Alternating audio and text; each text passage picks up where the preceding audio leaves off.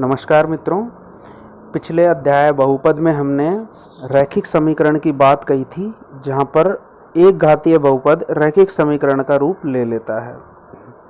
तो यदि हम रैखिक समीकरण दो चर वाले की बात करें तो ax plus B Y plus C बराबर 0। देखिए, ये दो चर वाला रैखिक समीकरण ax plus B Y plus C बराबर 0। और इसमें दो चर कौन कौन से हैं?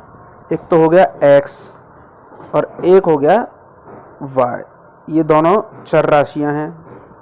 यदि इसका ग्राफ की बात करें तो इसका ग्राफ हमेशा एक सीधी रेखा के रूप में आएगा तथा इसका हल बिंदु xy के रूप में, हमेशा बिंदु xy के रूप में आएगा। अब यदि हम रैखिक समीकरण युग्म की बात करें तो a1x plus b1y plus c1 बराबर 0 तथा a2x plus b2y plus c2 बराबर 0, यह दो चर वाले दो रैखिक समीकरण हो गए और इन्हें रैखिक समीकरण युग्म कहा जाता है। देखिए, दोनों ही एक्स वाई के रैखिक समीकरण हैं, परंतु इनके गुणांक अलग अलग हैं। अब यदि हम रैखिक समीकरण युग्म के हल की अलग अलग स्थितियों की बात करें तो हमारे सामने तीन स्थितियां इस प्रकार हैं। देखिए, पहले यदि रैखिक समीकरण युग्म के रेखाएं एक दूसरे को काटती हैं तो वो एक दूसरे को एक बिंदु पर काटेंगी, तो इसका मतलब इनका एक हल हमें प्राप्त होगा। दूसरी स्थिति में यदि रैखिक समीकरण युग्म की रेखाएं समांतर हों तो उनका कोई भी हल विद्यमान नहीं होगा, क्योंकि ये एक दूसरे को कहीं भी नहीं काटती हैं। तीसरी स्थिति में रैखिक समीकरण युग्म की रेखाएं एक दूसरे के ऊपर हैं, अर्थात समपाती हैं, तो ये अनंत बिंदुओं पर एक दूसरे को टच करेंगी, अर्थात इसके अनंत हल हमें प्राप्त होंगे। अब हम रैखिक समीकरण युग्म के गुणांकों के आधार पर उसके हल की प्रकृतियां ज्ञात करने का प्रयास इस सारणी की सहायता से करते हैं। तो माना कि रैखिक समीकरण युग्म है a1x plus b1y plus c1 बराबर 0 तथा a2x plus b2y plus c2 बराबर 0। तो जो पहला उदाहरण है x माइनस 2y बराबर 0 तथा 3x प्लस 4y माइनस 20 बराबर 0, इसमें हम देखते हैं कि a1 upon a2 is not equal to b1 upon b2, अर्थात ये रेखाएं प्रतिच्छेद करती हुई रेखाएं होंगी तथा इनका केवल एक हल हमें प्राप्त होगा। दूसरा उदाहरण है 2x प्लस 3y माइनस 9 बराबर 0 तथा 4x प्लस 6y माइनस 18 बराबर 0। इसके गुणांकों की स्थिति इस प्रकार है कि a1 upon a2 equal to b1 upon b2 equal to c1 upon c2, अर्थात ग्राफीय निरूपण में ये रेखाएं एक दूसरे के समपाती होंगी तथा अपरिमित रूप से इनके अनेक हल विद्यमान होंगे। तीसरा उदाहरण इस प्रकार है कि x प्लस 2y माइनस 4 बराबर 0 तथा 2x प्लस 4y माइनस 12 बराबर 0, और इनके गुणांकों की तुलना करें तो a1 अपॉन a2 बराबर b1 अपॉन b2 है, परंतु ये c1 अपॉन c2 के इक्वल में नहीं है। अतः ग्राफीय निरूपण में ये रेखाएं एक दूसरे के समांतर रेखाएं होंगी तथा समांतर होने के कारण ये एक दूसरे को किसी भी बिंदु पर नहीं काटेंगी।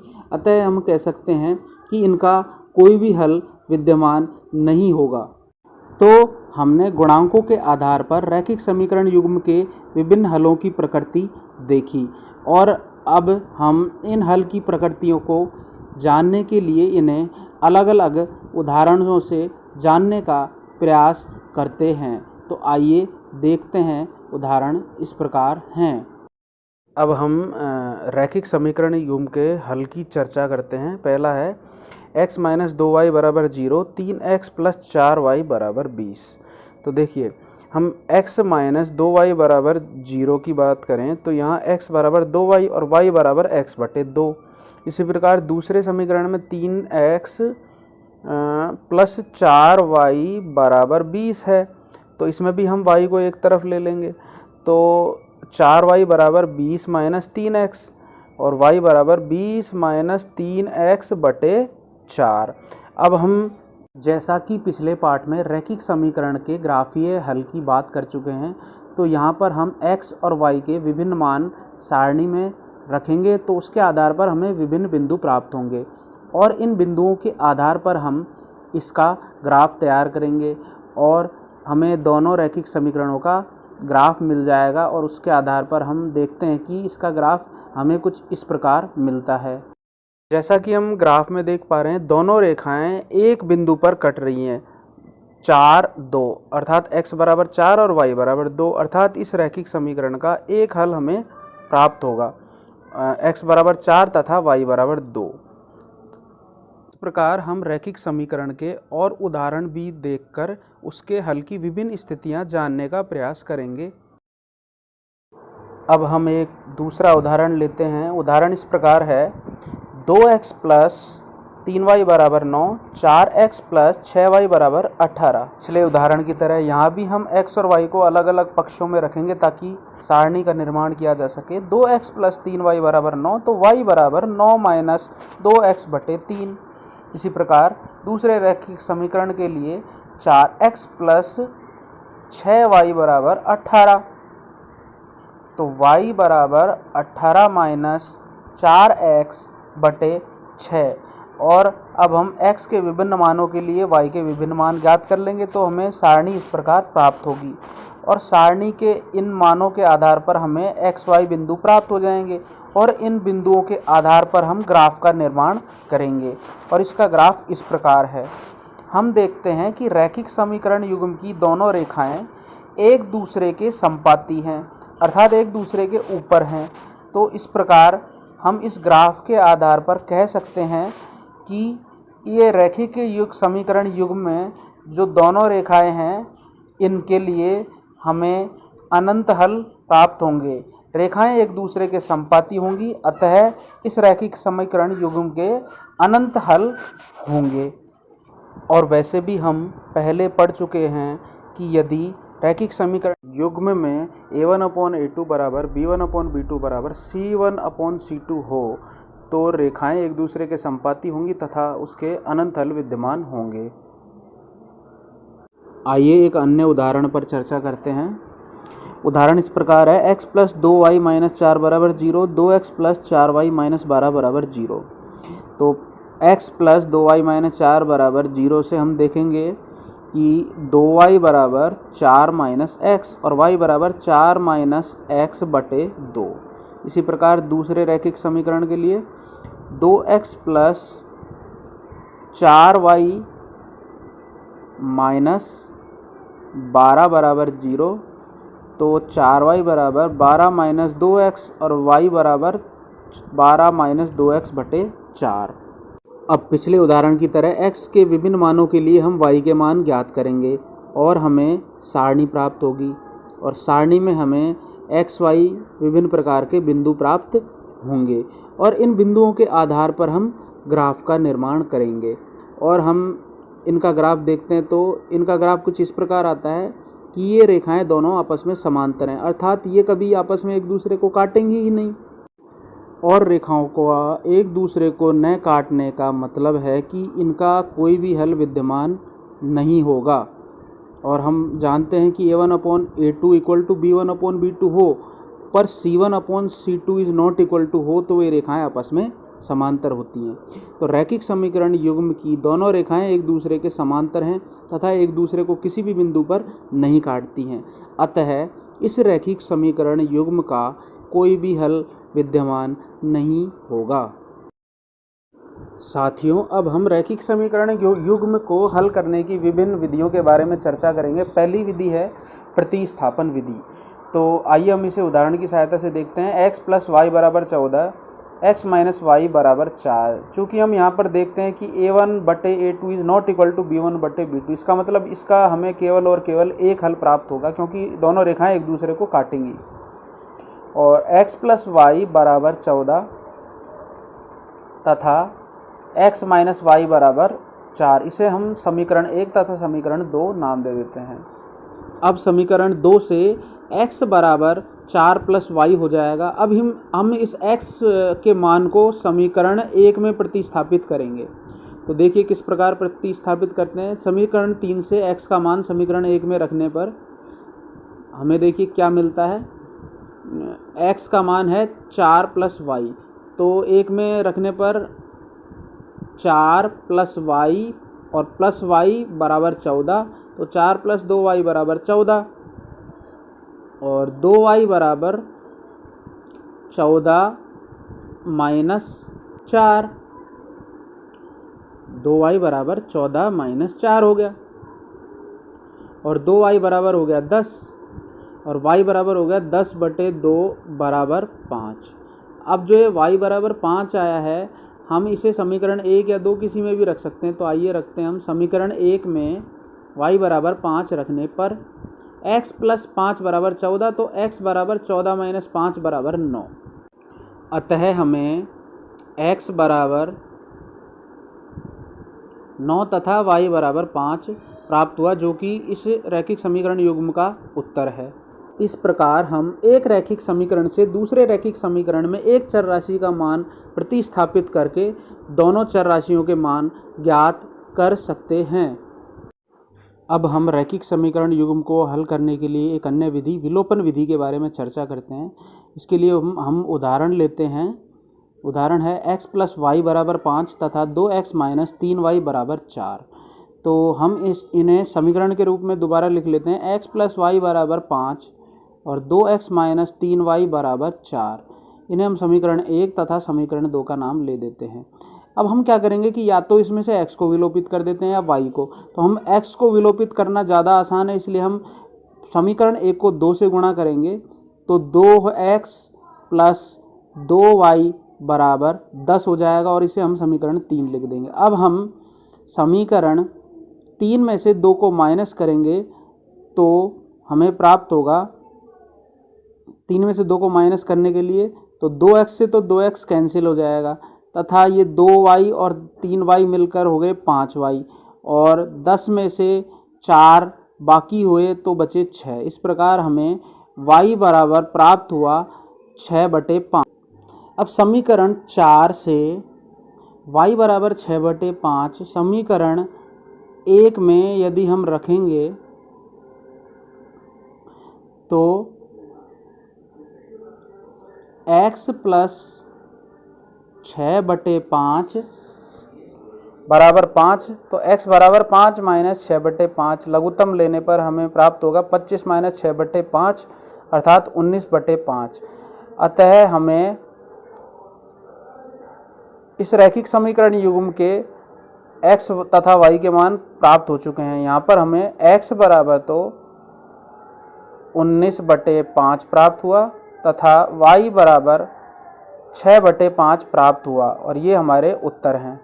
इस प्रकार विलोपन विधि में हम दो चर वाले रैखिक समीकरण युग्म में एक चर राशि को विलोपित करके दूसरी चर राशि का मान ज्ञात कर लेते हैं तथा उस प्राप्त चर राशि की सहायता से हम पहली चर राशि को भी ज्ञात कर लेते हैं। अब हम रैखिक समीकरण युग्म हल की एक अन्य विधि वज्र गुणन विधि के बारे में चर्चा करेंगे। माना कि दो रैखिक समीकरण हैं a1x + b1y + c1 बराबर 0 तथा दूसरा है a2x + b2y + c2 बराबर 0। अब यहाँ पर हम x के साथ y तथा अचर पद के गुणांक लेंगे b1 b2 c1 c2। y के साथ अचर पद तथा x के गुणांक लेंगे c1 c2 a1 a2 तथा एक अन्य पद a के साथ 1 के साथ a1 a2 तथा b1 b2 गुणांक लेंगे और इन्हें क्रॉस गुणा करेंगे अर्थात वज्र गुणा करेंगे तो हमें प्राप्त होगा x बटे b1 c2 minus b2 c1 तथा y बटे c1 a2 minus a1 c2 तथा 1/a1 b2 minus a2 b1। अब चूंकि ये तीनों ही हल परस्पर बराबर हैं तो इसलिए हमें x का मान प्राप्त होगा b1 c2 minus b2 c1 बटे a1 b2 minus a2 b1 और इसी प्रकार y बराबर c1 a2 minus c2 a1 बटे a1 b2 minus a2 b1। तो इस प्रकार तिरछे गुणा होने की वजह से हम इस विधि को वज्र गुणन विधि कहते हैं। परंतु यदि हमें x और y के ये सीधे ही मान याद हों तो हम इन्हें सीधे ही ज्ञात भी कर सकते हैं, हमें बार बार वज्र गुणा करने की आवश्यकता नहीं है। एक बार इन्हें फिर से दोहराया जाए। x बराबर b1 c2 minus b2 c1 बटे a1 b2 minus a2 b1 तथा y बराबर c1 a2 minus c2 a1 बटे a1 b2 minus a2 b1। तो आइए हम वज्र गुणन विधि को एक कथनात्मक प्रश्न की सहायता से हल करने का प्रयास करते हैं। प्रश्न है, बेंगलोर के एक बस स्टैंड से यदि हम 2 टिकट मल्लेश्वरम के तथा 3 टिकट यशवंतपुर के खरीदे तो कुल लागत 46 रुपये है, परंतु यदि हम 3 टिकट मल्लेश्वरम और 5 टिकट यशवंतपुर के खरीदें तो कुल लागत 74 रुपये है। बस स्टैंड से मल्लेश्वरम का किराया तथा बस स्टैंड से यशवंतपुर का किराया ज्ञात कीजिए। तो देखिए, प्रश्न में हमें 2 जगह के किराए ज्ञात करने हैं, मल्लेश्वरम का किराया तथा यशवंतपुर का किराया। हम इन्हें 2 चर राशियां x तथा y मान लेते हैं। मल्लेश्वरम का किराया बराबर x और यशवंतपुर का किराया बराबर y। तो आइए हम इसे रैखिक समीकरण के रूप में व्यक्त करते हैं। तो 2 टिकट मल्लेश्वरम के तो 2x और 3 टिकट यशवंतपुर के 3y बराबर 46 हो गए। इसी प्रकार 3x प्लस 5y बराबर हो गए 74 रुपये, जैसा कि हमें प्रश्न में बताया गया है। मतलब हमने कथनात्मक प्रश्न को रैखिक समीकरण में व्यक्त कर दिया। अब हम देखते हैं कि a1 बटे a2 is not equal to b1 upon b2। इसका मतलब इस रैखिक समीकरण का केवल एकमात्र हल होगा। तो आइए हम उस हल को ज्ञात करते हैं। 2x plus 3y minus 46 equal to 0 और 3x प्लस 5y बराबर माइनस 74 इक्वल टू 0। अर्थात हमने सभी चर अचर राशियों को एक तरफ लेकर उसे शून्य के बराबर रख दिया ताकि यह रैखिक समीकरण का एक रूप ले ले। अब हम वज्रगुणन विधि से x और y के मान ज्ञात करेंगे। x बराबर b1c2 minus b2c1 upon a1b2 minus a2b1। यहाँ देखिए, b1c2 हो गया 3 को माइनस 74 से मल्टीप्लाई किया तो माइनस 222 आ गया, और b2c1 हमारा हो गया 46 को 5 से गुणा करने पर माइनस का 230 आएगा और वो माइनस माइनस प्लस हो गया। इसी प्रकार a1b2 हो गया 10 और a2b1 हमारा हो गया 9। ऊपर आ गया 8 और नीचे 1, तो इस प्रकार x बराबर हमारा मिल गया हमें 8। इसी प्रकार वज्रगुणन विधि में हमने देखा कि y बराबर c1a2 माइनस c2a1 बटे a1b2 माइनस a2b1। अब c1a2 का मतलब हो गया माइनस का 46 को 3 से गुणा किया हमने तो हमारा आ गया माइनस का 138, और c2a1 का मतलब हो गया 74 को 2 से गुणा किया तो आ गया माइनस का 148 और वो प्लस का 148 हो गया। नीचे वही 10 माइनस 9 बराबर 1 हो गया, तो हमारा उत्तर हो गया 10। और इस प्रकार y बराबर हमें 10 प्राप्त हुआ। मल्लेश्वरम का किराया हो गया 8 रुपये तथा यशवंतपुर का किराया हो गया 10 रुपये, क्योंकि प्रश्न के प्रारंभ में हमने मल्लेश्वरम का किराया x रुपये तथा यशवंतपुर का किराया y रुपये माना था। इस प्रकार इस प्रश्न में हमने देखा कि कथनात्मक प्रश्न को कैसे रैखिक समीकरण के रूप में व्यक्त किया जाता है तथा उसे किस प्रकार वज्रगुणन विधि से सीधे ही हम हल ज्ञात कर सकते हैं। यदि हम x और y को हल को याद रख सकें तो हमें बार बार वज्रगुणन करने की आवश्यकता नहीं है। हम सीधे x y में a b c के मान रखकर x तथा y ज्ञात कर सकते हैं। देखिए, रैखिक समीकरण युग्म के हल के आधार पर उसे संगत तथा असंगत के रूप में भी वर्गीकृत किया जाता है। यदि किसी रैखिक समीकरण युग्म के कोई हल प्राप्त होते हों तो वह संगत रैखिक समीकरण युग्म कहलाता है, तथा यदि किसी रैखिक समीकरण युग्म के कोई भी हल प्राप्त न हो तो वह असंगत रैखिक समीकरण युग्म कहलाता है। जैसा कि हमने रैखिक समीकरण युग्म के 3 प्रकार के हलों की बात की थी, तो उसमें से संगत रैखिक समीकरण युग्म के अंतर्गत पहला तो यदि रेखाएं एक दूसरे को काटती हों, वो जो एक हल प्राप्त हो रहा था वो, तथा यदि ये रेखाएं एक दूसरे के संपाती हों उसके हमें अनंत हल प्राप्त हो रहे थे। तो इसका मतलब है ये दोनों ही संगत रैखिक समीकरण युग्म के अंतर्गत आएंगी।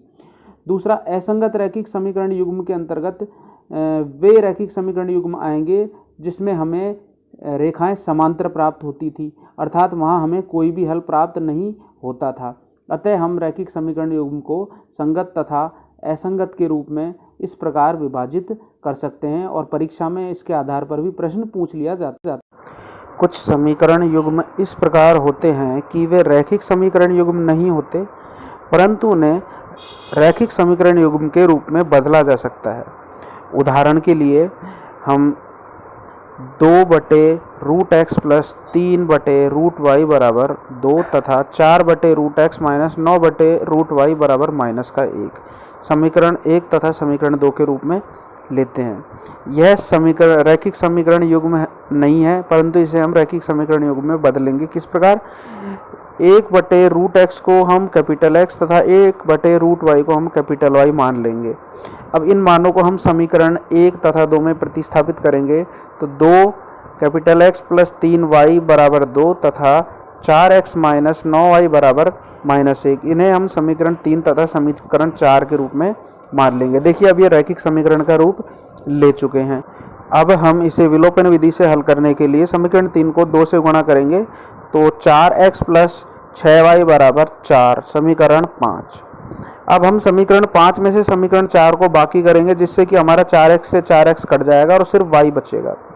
तो 15y बराबर 5 तथा y बराबर 5/15 बराबर 1/3, तो कैपिटल Y बराबर 1/3। अब y का यह मान 1/3 समीकरण 5 में रखकर देखते हैं तो 4x प्लस 6 गुणा 1/3 बराबर 4, तो 4x प्लस 2 बराबर 4, 4x बराबर 2, तो x बराबर 2/4 बराबर 1/2, तो कैपिटल X का मान हमारे पास आ गया 1/2 तथा कैपिटल Y का मान हमारे पास आ गया है 1/3। अब हम इन चर राशियों को पुनः उन्हीं चर राशियों के द्वारा प्रतिस्थापित कर देंगे जिनकी जगह रखी गई थी। तो कैपिटल X बराबर 1/√x इक्वल टू 1/2, तो √x इक्वल टू 2, तो x बराबर 4 हो गया। इसी प्रकार कैपिटल Y बराबर 1/√y इक्वल टू 1/3, तो √y बराबर 3 हो गया, तो y बराबर 9 हो गया। इस प्रकार हमारे आंसर हो गए x बराबर 4 तथा y बराबर 3। तो मित्र बंधुओं, हमारे वीडियो श्रृंखला की इस कड़ी में हमने 2 चर वाले रैखिक समीकरण युग्म के संबंधित सभी समस्याओं का हल करने का प्रयास किया है। आशा है कि आपको वीडियो बहुत पसंद आया होगा। यदि कोई समस्या अथवा सुझाव हो तो कमेंट बॉक्स में अवश्य लिखें। धन्यवाद।